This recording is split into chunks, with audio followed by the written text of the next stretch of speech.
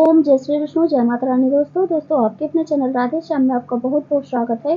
तो दोस्तों आज की वीडियो में आप सुनेंगे वैशाख महात्म 18वां अध्याय।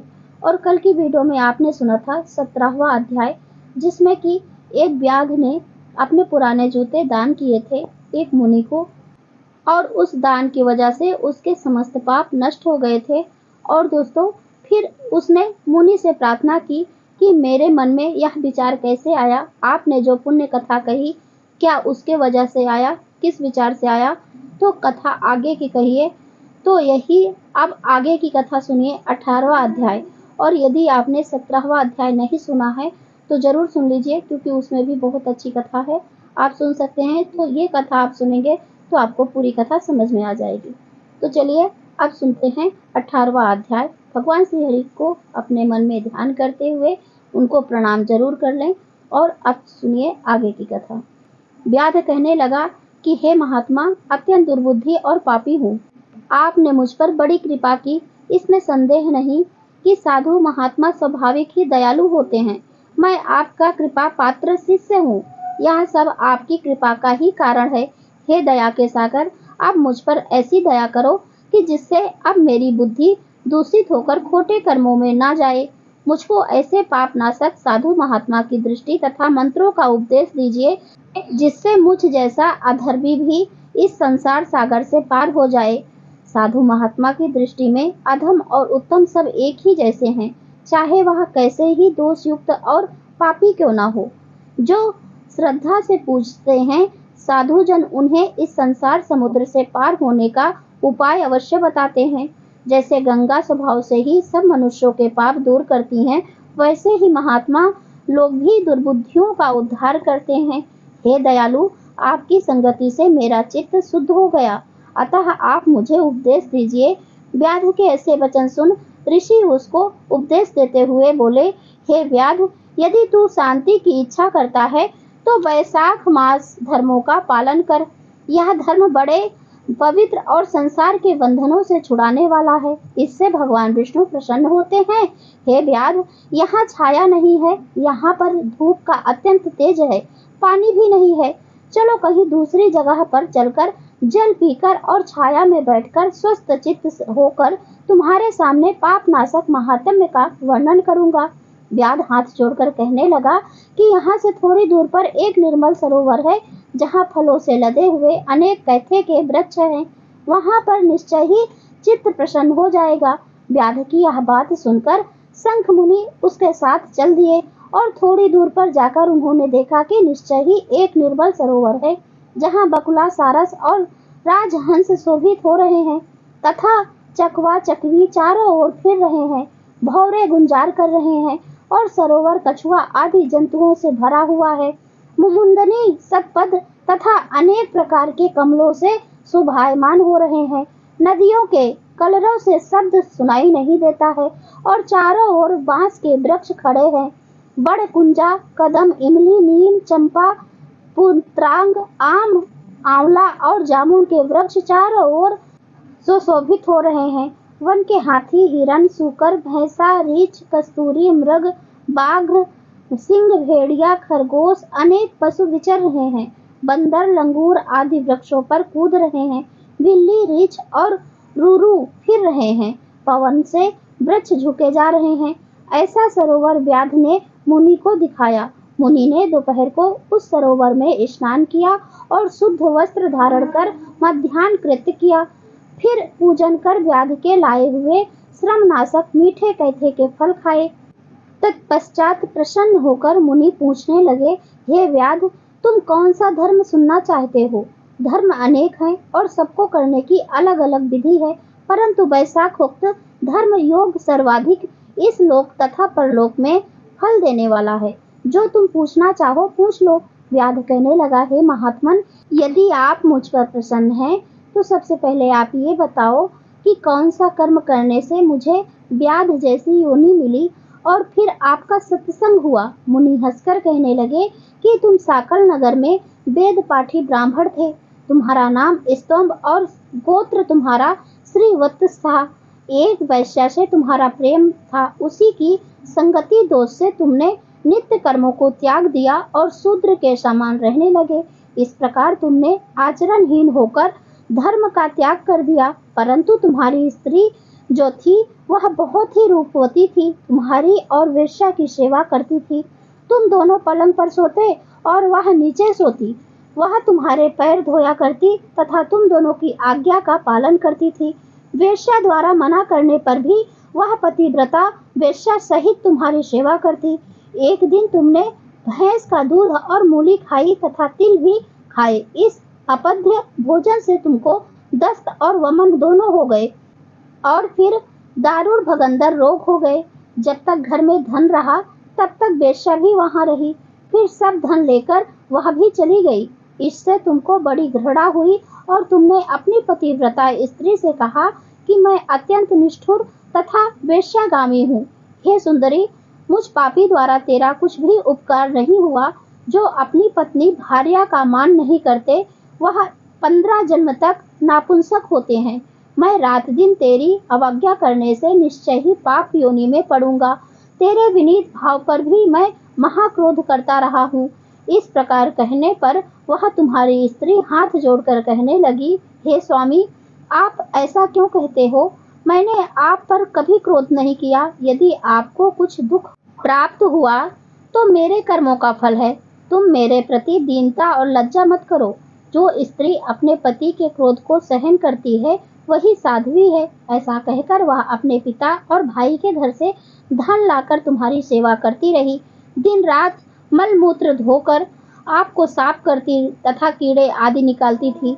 रात दिन नींद आदि त्याग कर अपने भर्ता के दुख से दुखी होकर कहती, हे देव व पितृलोग, तुम मेरे पति को रोग से मुक्त करो तथा मेरे पति को पापहीन करो। मैं रक्त मांस युक्त भैंस के दूध आदि अपने पति की आरोग्यता के लिए चंडी को अर्पण करूंगी। विघ्ननाशक गणेश जी के निमित्त लड्डू दान करूंगी। 10 शनिवार उपवास रखूंगी और मिष्ठान व घी का भोजन नहीं करूंगी। देह पर तिल, उपटन और मर्दन नहीं लगाऊंगी। मेरा पति निरोग होकर 100 वर्ष तक जीवे। इस प्रकार वह देवी सदैव कहा करती थी। तभी एक महात्मा वैशाख में गर्मी के मारे संध्या समय तुम्हारे घर आए। उनको देखकर तुम्हारी स्त्री कहने लगी कि अब वैद्य मेरे घर आ गए हैं, अब मेरे पति का रोग नष्ट हो जाएगा। अभी तक तो वैद्यों ने मुझको ठग लिया। उनके चरण धोकर तुम्हारी स्त्री ने अपने सिर पर चरणोदक छिड़क लिया। फिर महात्मा को गर्मी से व्याकुल देख शरबत पिलाया। दूसरे दिन वह महात्मा चले गए। उधर तुमको सन्निपात हो गया और जब तुम्हारी स्त्री ने तुमको त्रिकुटा पिलाया तो तुमने उसकी अंगुली को काट लिया। तभी तेरे दांत मिंच गए और उंगली तेरे मुंह में रह गई। ठीक उसी अवस्था में तुम्हारी मृत्यु हो गई और फिर उसी समय वेश्या के ध्यान में तुम्हारे प्राण निकल गए। तब तुम्हारी स्त्री अपना कंगन बेचकर ईंधन लाई और तुम्हारी चिता के साथ वह सती हो गई। इस प्रकार सती होने तथा शरबत पिलाने व चरणोदक सिर पर छिड़कने से वह सदगति को प्राप्त हो गई।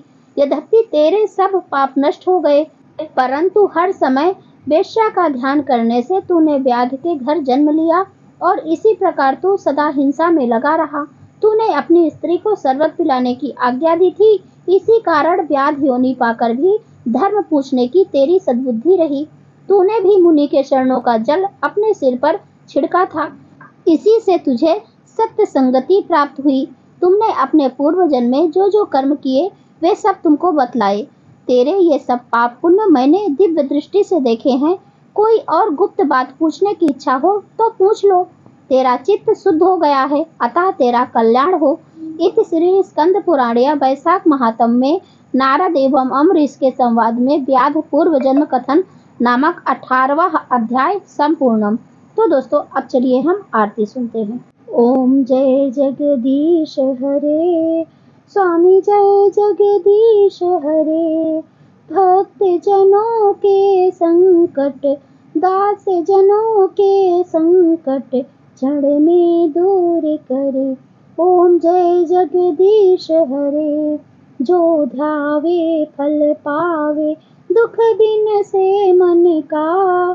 सुख संपत्ति घर आवे, कष्ट मिटे तन का। ओम जय जगदीश हरे। मात पिता तुम मेरे, शरण गाहूँ मैं किसकी, तुम बिन और न दूजा, आश करूँ मैं जिसकी। ओम जय जगदीश हरे, तुम पूर्ण परमात्मा, तुम अंतर्यामी, पार ब्रह्म परमेश्वर, तुम सबके स्वामी। ओम जय जगदीश हरे, तुम करुणा के सागर, तुम पालन करता, मैं मूरख खल कामी, कृपा करो भरता। ओम जय जगदीश हरे, तुम हो एक अगोचर, सबके प्राणपति, किस विधि मिलूं दया मैं, तुमको मैं कुमति। ओम जय जगदीश हरे, दीन बंधु दुख हरता, तुम ठाकुर मेरे, स्वामी तुम रक्षक मेरे, अपने हाथ बढ़ाओ, करुणा हस्त उठाओ, द्वार पड़ा तेरे। ओम जय जगदीश हरे, विषय विकार मिटाओ, पाप हरो देवा, स्वामी कष्ट हरो देवा, श्रद्धा भक्ति बढ़ाओ, संतन की सेवा। ओम जय जगदीश हरे, ओम जय जगदीश हरे, स्वामी जय जगदीश हरे। तो एक बार प्रेम से बोलिए भगवान श्री विष्णु की जय। अब हम माता तुलसी की आरती करते हैं। तुलसी महारानी नमो नमो, हरि की पटरानी नमो नमो, तुलसा महारानी नमो नमो, धन्य तुलसी पूरन तप कीनो, धन्य तुलसी पूरन तप कीनो, सालिग्राम की बनी पटरानी नमो नमो, हरि की पटरानी नमो नमो, तुलसी महारानी नमो नमो, जाके पत्र मंजरी कोमल, जाके पत्र मंजरी कोमल, श्रीपति चरण कमल लपटानी नमो नमो, तुलसा महारानी नमो नमो, हरि की पटरानी नमो नमो, धूप दीप नैवेद्य आरती,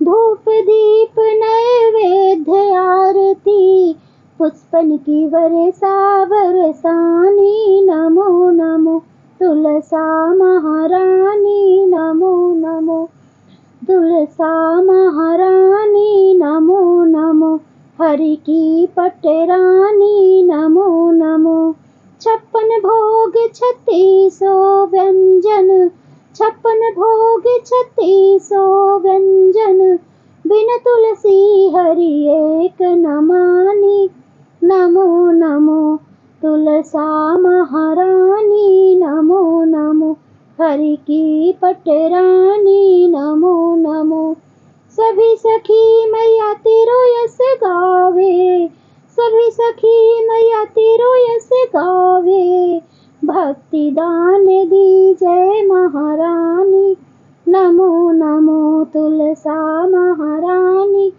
नमो नमो, हरि की पटरानी नमो नमो, तुलसा महारानी नमो नमो।